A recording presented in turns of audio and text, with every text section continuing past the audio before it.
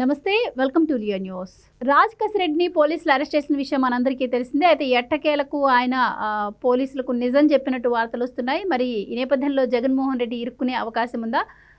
ఇలాంటి విషయాలు తెలుసుకుందాం. మనతో పాటు ఉన్నారు సీనియర్ పొలిటికల్ అనలిస్ట్ ఆడిస్పల్లి శ్రీనివాసరావు గారు.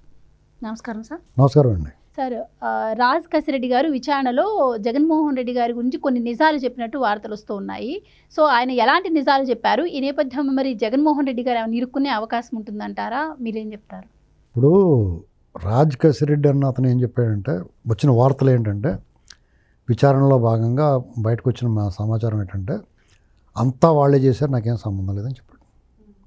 నాకేం సంబంధం లేదు, వాళ్ళు చెప్తే చేశానని చెప్పాడు. మొదట్లో అతను ఏం చెప్పాడు, బయటికి అరెస్ట్ అవ్వకముందు నాకేం సంబంధం, నేను ఐటీ సలహాదారు కింద వచ్చాను, ఆ స్మెల్ కూడా పడదు నాకు అన్నట్టుగా చెప్పాడు అతను. అంటే చాలా మందు అంటే చిరాకు అన్నట్టు చెప్పాడు. డబ్బు అంటే చిరాకు అని చెప్పలేదు. డబ్బు అంటే ఇష్టమే, లెక్కెట్టుకుంటాం, జైలు పెట్టుకుంటాం, ఇష్టమే వాళ్ళకి. అయితే విజయసాయిరెడ్డి మొత్తం ఏదైతే సమాచారం ఇచ్చాడో అలాగే మిగతా వాళ్ళు వాసుదేవరెడ్డి ఇలాంటి వీళ్ళందరినీ తీసుకెళ్ళి ఈ ఎంప్లాయీస్ కింద పెట్టిన వాళ్ళందరినీ కూడా విచారణ చేసి మొత్తం బిగిచ్చారు వీళ్ళు. ఒక్కొక్కటి ప్రశ్న వేసినప్పుడు నాకు తెలియదు, గుర్తులేదు, మర్చిపోయిన అన్నాడు అనుకోండి, రకాల మంది తీసి పెడతారన్నమాట ఫైనల్ ముందు. అప్పుడు మోరు మూసుకుని ఒప్పుకోవాలి. ఇంకా అలాగా ఆఖరి ఇంకా మనం ఇందులో చక్రవ్యూహంలో ఇరుక్కుపోయి మనం బయటకు రాలేమని చెప్పేసి పులిమాగాటలో మన ఆట కట్టించారు వీళ్ళు అని అర్థమైన తర్వాత కొన్ని ఆప్షన్లు పెడతారు. నువ్వు మర్యాదగా ఒప్పుకుని ఇది విషయాన్ని చెప్తే కొంత వెసులుబడి, హ్యాండ్లింగ్, నైస్ హ్యాండ్లింగ్ ఉంటుంది. అంటే ప్రశ్న వేస్తారు, సినిమాలు చూపిస్తారు కదా, సిగరెట్ కలుతారా తీసుకోండి, కాఫీ తాగుతారా, ఇలా మర్యాదగా. లేదనుకోండి 2 చేతులు వెనక్కి పెట్టి కర్ర పెట్టి మాట్లాడతారు. ఇంకా దారుణంగా హ్యాండిల్ చేస్తారు. పోలీసులతో ఎలా ఉంటుందంటే, నా దోస్తి నా దుష్మని, వాళ్ళతో నువ్వు స్నేహం చేయకూడదు, శత్రుత్వం ఉండకూడదు. వాళ్ళు పెర్ఫెక్ట్గా పనిచేసారు అనుకోండి పోలీసులు. ఇప్పుడు కింద స్థాయి పోలీసులు కొంచెం చదువు తక్కువ ఉండేవారు. ఇప్పుడు అందరూ చదువుకున్న వాళ్ళతో డిగ్రీలు పాస్ అయిపోయి చాలా పాలిష్డ్గా ఉంటున్నారు. వాళ్ళు కొన్ని అన్యాయాలు సహించలేరు. అంటే కొంతమంది జగన్ గ్యాంగ్లో జగన్కి అనుకూలంగా పనిచేసే జగన్ ప్రేమికులు ఒకళ్ళు చెడిపోయిన వాళ్ళు ఉంటారు. కానీ మిగతా పోలీసులు ఎవరు కూడా పర్ఫెక్ట్గా ఒక రకమైన ఉత్తేజపూర్వకంగా పనిచేస్తారు. వాళ్ళకి ఒక యాంబిషన్ ఉంటుంది, డిజైర్ ఉంటుంది. మీకు ఎందుకు చిన్న ఎగ్జాంపుల్ చూడండి. విజయవాడలో ట్రాఫిక్ ఒక ఆయన ఉన్నారు, ఒక అధికారి, హెల్మెట్ లేని వాళ్ళని గట్రా ఎలా ఎడ్యుకేట్ చేస్తున్నాడు, వాళ్ళతో ఎలా అంత బాగా వీడియోలు వస్తున్నాయి చూసారా. ఇప్పుడు ఎవరన్నా కఠినంగా ఉండలేదు, అలాగని చెప్పేసి వదిలిపెట్టట్లా. అలా ఉండాలి హ్యాండ్లింగ్, అలాగే ఉంటారు వాళ్ళు. కానీ కొంతమంది ఇలాంటి వాళ్ళు, సీతారామాంజనేయులు ఇలాంటి వాళ్ళు ఉంటారు కొంతమంది. ఇక్కడ రాజ్ కసిరెడ్డి వీళ్ళు ఊహించిన దానికన్నా ఎక్కువ చెప్పేశాడు. వీళ్ళు ఎక్స్పెక్ట్ చేసిన దానికన్నా ఎక్కువ వీడు చెప్తాడో చెప్పడం, ఇలాంటి మాటలు మాట్లాడుతున్నాడు కదా అనుకున్నారు. కానీ వాళ్ళు షాక్ గురయ్యేలా చెప్పేశాడు. అంచేత మెల్లమెల్లగా జగన్మోహన్ రెడ్డి దగ్గరికి వెళ్తుంది ఇది. ఈ నదులన్నీ సముద్రుడి దగ్గర చేరినట్టుగా ఈ కేసు తాలూకు లింకులన్నీ వెళ్ళి జగన్మోహన్, ఎందుకంటే దీన్ని ఇంకో రకంగా కూడా ఎస్టాబ్లిష్ చేయడానికి ప్రయత్నం చేస్తున్నారు. విజయసాయిరెడ్డి సరిగ్గా చెప్పలేదు, లీడ్ ఇచ్చాడు అంతే. ఒక ఈ తీగ పట్టుకు లాగండి అన్నట్టుగా చెప్పాడు. మిథున్ రెడ్డి, కసిరెడ్డి. ముందు మిథున్ రెడ్డి ఇక్కడ అంతిమంగా లబ్ధిదారు ఎవడండి? ఇప్పుడు మీరు నేరం చేస్తారు, ఆ నేరం వల్ల ఇప్పుడు ఒక మర్డర్ జరిగిందనుకో, మోటివ్ చూస్తారు. ఇతను ఎవడు చంపుంటాడు, ఇతను చావటం వల్ల ఎవరికి లాభం, లేకపోతే ఇతని మీద ఎవరికి కోపం ఉంది, ఇలాంటివి చూస్తారు. అలాగే ఈ అవినీతి అక్రమాలు చేసినప్పుడు దీనివల్ల ఎవరు లబ్ధి పొందుతున్నారు? రాజ్ కసిరెడ్డికి ఇంతే వస్తుందట, మిథున్ రెడ్డికి ఇంత వస్తుంది, ఒకవేళ విజయసాయిరెడ్డికి ఉంటే ఇంత కొంచెం వస్తుంది. కానీ ఈ పెద్ద మూట ఎవరికి వెళ్ళింది?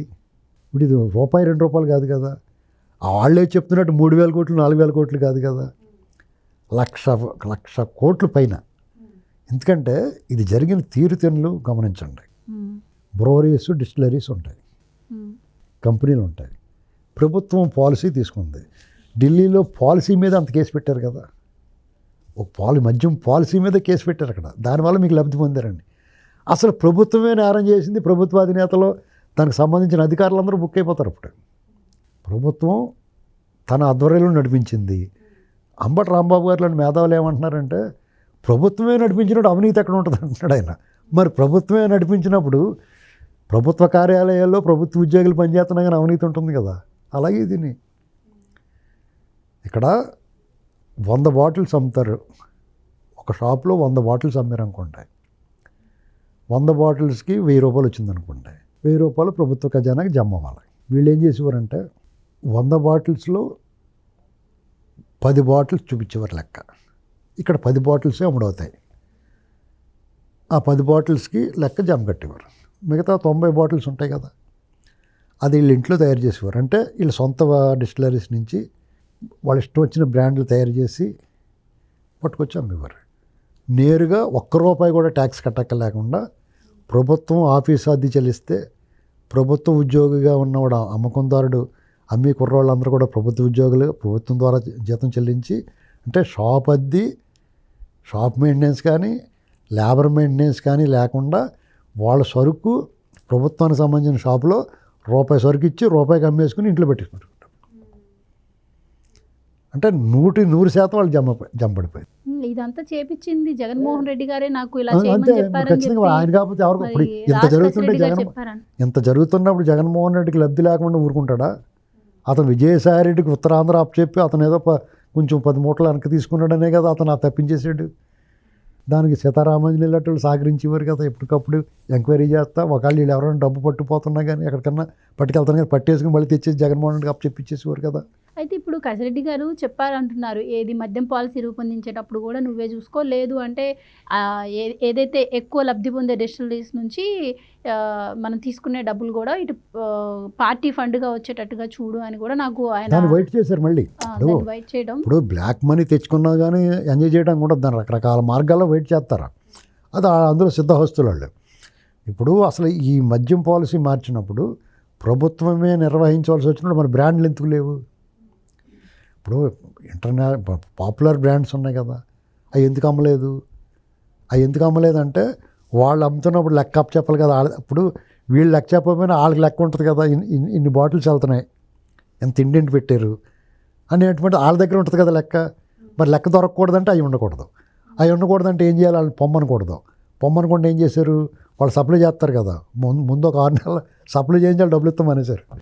అయితే సార్ ఇప్పుడు మద్యం స్కాము వైసీపీ జరగలేదు, అసలు స్కామే లేని దాన్ని ఇట్లా ప్రొజెక్ట్ చేస్తున్నారు అని చెప్పడంలో అసలు మద్యం స్కామ్ జరిగింది అన్నది వాస్తవం. దానికి సంబంధించి ఇప్పటివరకు 3,200 కోట్లు అక్రమంగా స్కామ్ జరిగింది అని చెప్పి సిట్ అధికారుల దగ్గర ఆధారాలు కూడా ఉన్నమాట కూడా వాస్తవం. సో వాళ్ళే ఈరోజు చెప్పడం అయితే జరిగింది. 3,500 కోట్లు అనకండి, వాళ్ళు ఏదో చెప్పారండి, 1,00,000 కోట్ల పైన ఇది మెల్లమెల్ల వస్తుందండి ఇంకా మొత్తం అంతానే. ఇప్పుడు ఇది ఎలాగంటే, ఇప్పుడు బ్రాండ్లు ఎందుకు అమ్మలేదు అనేటువంటి దాన్ని చెప్పాను నేను. బ్రాండ్లు అమ్మితే వాళ్ళ దగ్గర లెక్క ఉంటుంది. ఇప్పుడు వీళ్ళు ఇప్పుడు సరుకు నేను సప్లై చేసిన మీకు మీరు చెప్పకపోయినా నా దగ్గర నుంచి వెళ్ళిన సరుకు లెక్క ఉంటుంది కదా నా దగ్గర, అంచేత అది ఉండకూడదు. వాళ్ళు రాకుండా ఉండాలంటే ఏం చేయాలి? వాళ్ళు పొమ్మనకూడదు. వాళ్ళు అంతటా వాళ్ళే పోవాలంటే వాళ్ళు సప్లై చేసిన డబ్బులు ఇస్తాం, మన ఏం చేస్తారు? మీకు పాలు పోతూ ఉంటాడు ఒక ఆయన, నెల కట్టరు, 2 నెలలు కట్టరు, 3 నెలలు మొత్తం మన ఎత్తరు కదా డబ్బులు కట్టకపోతే. అలాగే వాళ్ళు మానేశారు. అప్పుడు మానేసిన తర్వాత ఇప్పుడు ఆల్రెడీ డిస్టిలరీస్ ఉన్న వాళ్ళని హ్యాండ్ ఓవర్ చేసుకుని బలవంతంగానో ప్రలోభ పెట్టు లేదా బెదిరించో లాగేసుకుని వాళ్ళు చేసుకున్నారు వ్యాపారం. మీదో నాదో ఉంటుంది ఆ డిస్టిలరీ, ఆ బ్రోవరేజెస్, మీది నాది పేరుకి మనవి, కానీ వాళ్ళు చేసుకుంటారు వ్యాపారం అందులో. అలాగే వాళ్ళు ఏం చేశారు? వాళ్ళు సొంతంగా తయారు చేసేవారు, వాళ్ళు సొంత బ్రాండ్లు వేసేవారు. వాళ్ళు సొంత బ్రాండ్లు వేసి దానికి లెక్క డొక్క ఏముండదు, ఎవరికి చెప్పాల్సిన పని. వాళ్ళకి జగన్మోహన్ రెడ్డి చెప్పుకుంటే చాలు. నేను అనేది ఏంటంటే, అసలు ఎక్కడైనా ప్రైవేట్ వాళ్ళు మద్యం అమ్ముతారు, కానీ ఇక్కడ గవర్నమెంటే ఇన్వాల్వ్ అయి ఉంది. దానికి అనుగుణంగా అసలు మొదట్లోనే జగన్మోహన్ రెడ్డి గారు దీనికి ఆన్సరబుల్, కానీ ఇప్పటి వరకు కూడా ఆయన పైన ఎలాంటి ఎక్కడ పేరు వినపడలే. ఎట్టకేలకైతే ఇప్పుడు కసిరెడ్డి అసలు చెప్తాడా లేదా అనుకున్న టైంలో జగన్మోహన్ రెడ్డి గారి పేరు అయితే చెప్పినట్టు తెలుస్తోంది. మరి నెక్స్ట్ నోటీసులు జగన్మోహన్ రెడ్డి గారికి ఏమైనా వెళ్ళే అవకాశం ఉందంటారా? గ్యారంటీగా ఉంటాయండి. ఎలాగంటే ఇప్పుడు ఇది చాలా పెద్ద స్కామ్. ఎలాంటిదంటే ఇది ప్రభుత్వం తరపుని ప్రభుత్వం హ్యాండిల్ చేస్తుంది కాబట్టి కొన్ని బ్రవరేజెస్ నుంచి ప్రభుత్వం అధికారికంగా ఆథరైజ్డ్గా కొంత లెక్క తెప్పిస్తుంది సరుకు, అది అమ్ముతారు. అది అమ్మిన తర్వాత ఆ లెక్క పర్ఫెక్ట్గానే ఉంటుంది. మరి అనాథరైజ్డ్గా అమ్మాలి కదా. ఇప్పుడు వీళ్ళు లెక్క ఎవరికి చెప్పరు, జగన్ ఒకడికి చెప్పాలి, జగన్ ఒకడికి చెప్తారు అంతే. ఇప్పుడు ప్రభుత్వం బ్రోవరేజ్ తెప్పించింది అమ్ముతారు, దాన్ని డబ్బు కట్టేస్తారు. ఇప్పుడు మరి వీళ్ళకి ఇంకా దొబ్బేయాలి కదా. మరి అక్కడ 100 బాటిల్స్ అమ్ముడైతే 10 బాటిల్ తెప్పిస్తారు, 10 బాటిల్ తీసి ప్రభుత్వానికి జమగట్టేస్తారు. మిగతా 90% డిజిటల్ పేమెంట్ లేదు, ఎవడో లెక్క తెలియదు, అడిగిపోవడం ఉండడం. కాబట్టి అంత క్యాష్ అండ్ క్యారీ పెట్టడానికి కారణం ఏంటంటే ఎవరికి లెక్క చెప్పక్కర్లేదని. అదంతా కూడా నేరుగా 100% రూపాయి కూడా అక్కడికి వెళ్ళిపోద్ది వాళ్ళ దగ్గరికి. ఇలాగ వాళ్ళు 4 ఏళ్ల పాటు పని చేశారు. దాన్ని ఎలా కనిపెట్టారు వీళ్ళు? ఒక 5-6 నెలల్లో వీళ్ళు కూడా అమ్మారు అదే సిస్టంలో. ఇప్పుడు జగన్మోహన్ రెడ్డి ఎంత చూపించేవాడు లెక్క. వీళ్ళు వచ్చిన తర్వాత ఏమన్నారు, మీకు విచ్చలవిడిగా మద్యం అమ్మకాలు జరిగిపోతున్నాయి, ఈ కూటమి ప్రభుత్వం వచ్చిన మద్యాన్ని అరికడతా అన్నారు, అయినా సరే విచ్చలవిడిగా అమ్మేస్తున్నారు, ఈ మద్యం అమ్మకాలతోటే ప్రభుత్వం నడిపిస్తున్నాడు, ఇది దుర్మార్గం అని చెప్పి అన్నాడు జగనే అన్నాడు కదా. వీళ్ళు కూడా అలాగే అని చూశారు. చూస్తే ఇప్పుడు మీ చిన్న షాప్ ఉందండి, మీకు నిన్నటిదాకా ఎవరన్నా పెట్టారు, ఒక 10 రోజుల నుంచి మీకు తేడా అవుతుంది, 3,000 2,000 చూపిస్తున్నాడు. మీకు అనుమానం వచ్చింది, సరుకు మాయమైపోతుంది, డబ్బులు రావట్లేదు, ఏం జరుగుతుంది ఏంటో అర్థం అవ్వట్లేదు. అతను ఏదో వంక పెట్టి పక్క పంపించి సెలవు పెట్టించి మీరు హ్యాండిల్ చేశారు. అప్పుడు 3,000 అమ్మితే తర్వాత 10,000 అమ్మింది. అంటే వ్యత్యాసం ఎంత దెబ్బెత్తున్నట్టాడు, 7,000 దెబ్బెత్తున్నట్టు కదా లెక్క. అలాగే వీళ్ళకి వాళ్ళు ఎంత అమ్ముంటారనేటువంటిది వీళ్ళ అమ్మకంలో తెలిసింది. వీళ్ళు వచ్చిన తర్వాత అంత ఓపెన్ కదా, డిజిటల్ పేమెంట్ ఉంది, ఎంత అమ్మకాలు పర్ఫెక్ట్గా ఉన్నాయి. అప్పుడు ఓహో ర్యాన్సమ్గా వెనక లెక్కేస్తే ఓహో ఎంత దొబ్బేరన్నమాట అని ఒక అంచనాకు వచ్చి అప్పుడు దాన్ని దర్యాప్తు మొదలెట్టారు, విచారణ మొదలెట్టారు. అప్పుడు మొత్తం కక్కారు. ఎవరైతే ఇక్కడ అమ్మకాల్లో పనిచేశారో ఎంప్లాయీస్ అందరి దగ్గర నుంచి మొత్తం ఫ్రేమ్ బిగించుకుంటూ వచ్చి, ఇప్పుడు చెట్టుకు కట్టేసి కొబ్బరి తోట మీద నీళ్లు చల్లుతూ ఉంటే బిగుసుకుపోతూ ఉంటుంది, అలా బిగుసిపోయి కట్టేయడానికి తప్పించుకోవడం లేదు. జగన్ కూడా ఊపిరాడదు, ఏదో ప్లాన్ చేస్తాడు, దాని నుంచి తప్పించకుండా ల్యాండ్ ఆర్డర్ ప్రాబ్లం ఏం చేసినా మోకాలు చెప్పులు ఎరగొడతారు, ఏం ఊరుకోరండి. దొరికిన తర్వాత సీతారామంజలి ఏమయ్యాడు, రిమాండ్ వేస్తారు. ఇప్పుడు అతని మీద ఫేక్ ఎన్కౌంటర్ కేసులు ఉన్నాయి, ఒక ఎంప్లాయీ అధ్యక్షుడిని గన్పెట్టి బెదిరించిన కేసు ఉన్నది, ఇలాంటి బోళం కేసులు ఒకదానికి వచ్చేస్తున్నాయి. ఇప్పుడు రాజకేశ్వరరెడ్డి చెప్పాడు, జగన్మోహన్ రెడ్డి ఈ ఒక్క కేసులోనే లోపలికి వెళ్తే చాలే, ఇంకా 20-30 కేసులు ఉంటాయి అతని మీద. రాష్ట్ర వ్యాప్తంగా అతను అధికారికంగా పర్యటన చేస్తాడు ప్రభుత్వ ఖర్చుతోటి. కాబట్టి ఏ పాపం పండిందండి, పాపం పండాల, ఖచ్చితంగా పండింది. Thank you so much. Please subscribe to Leo news for more videos.